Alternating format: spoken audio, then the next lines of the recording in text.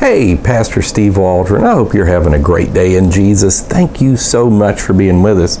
I'm going to share with you a little Bible, Hebrew Bible I'm studying right now. And sorry I don't know all the ins and outs, but maybe you're like me, you weren't even acquainted with it till not long ago. And this is the Koren Hebrew Bible text. Now, not the Koran like Islam, but the Koren, the Koren Tanakh Malat, Magerman edition. This is all on Amazon. There's several different Koran Tanakh. So it's Koren, they might say Koren, I don't know. Maybe something to distinguish it from Koran, you know. Koran is with A, Koran, unless you do it the Q-U'-R-A-N. But this is E-N, Koren. And it's a Hebrew text. And so I was going to read one of the reviews from it because I thought it did a great job. Again, we're here on Amazon, kind of giving a little bit about it and its back history. So let's get started on this. Again, thanks for being here with us. This is the Koren Hebrew Bible text, and it's a like a bilingual. It's going to have English in there as well as Hebrew. Okay, so this is by Les Bien,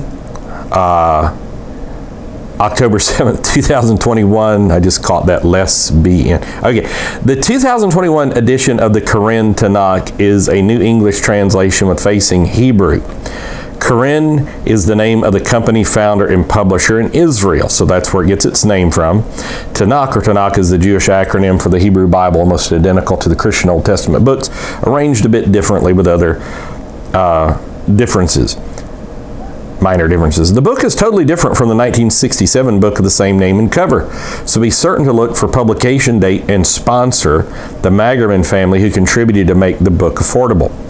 The 1967 edition was in effect the King James Version with modifications to conform with the Hebrew Masoretic text and Jewish commentaries. It reads much like the KJV. Now, I remember when I was in Israel, my tour guide was a Jewish Christian, Ravi, I think was his name, and he passed away a year or two afterwards of kidney cancer, strangely enough, because all he drank was water. And the Ravi. All right. But he said in Israel, if they don't have a Masoretic text, they just read the King James. They said it's so close. All right, the 2021 edition is the elegant modern English with many books translated by former Chief Rabbi of British Commonwealth Rabbi Lord Jonathan Sacks, who until he recently passed was a superb writer in his native English. And man, I've read some stuff on Jonathan Sacks. People just say, get whatever he wrote, he's phenomenal. All right, other books followed his pattern, translated by literary scholars, subject to review by traditional Bible scholars. I believe the Hebrew is identical to the 1967 edition, which was widely praised by greatest scholars of that time. English and Hebrew fonts are small but sharp and easy to read. Both retain traditional medieval Christian chapter and verse numbers. And by the way, I've been studying, like they had basically some types of chapter and verse numbers, you know, well before I thought. It's the Eusebian canons and maybe some other subdivisions, but this was back almost 2 millennia ago. All right. In addition, the Hebrew side indicates traditional Jewish text breaks, weekly or holiday readings, and aliyot. There are thumb tabs identifying each book in Hebrew. The new edition standard size is a bit taller than the older one, resulting in a quarter fewer pages with similar or same size font. A large size is also sold. One feature to both editions is retention of original Hebrew personal and place names most of the time, to give more of a feel for the original, except where English Hellenistic names are too familiar in our culture. There's no commentary. There are very few footnotes to clarify points or explain difficult translation. Koren publishes other Bibles that include extensive commentary.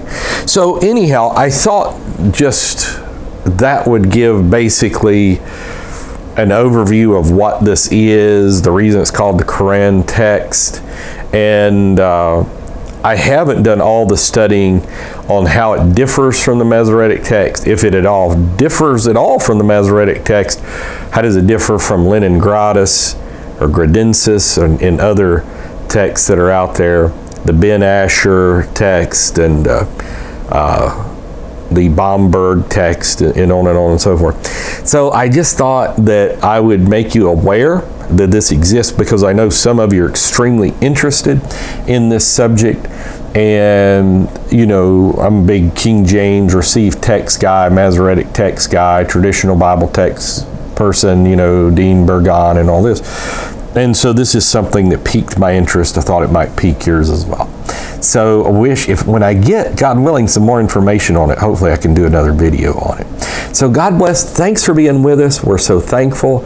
Pray for us. Hit the bell notification when you subscribe. Listen to our playlist. And we'll talk with you later. Join us daily as well. God bless. Bye-bye.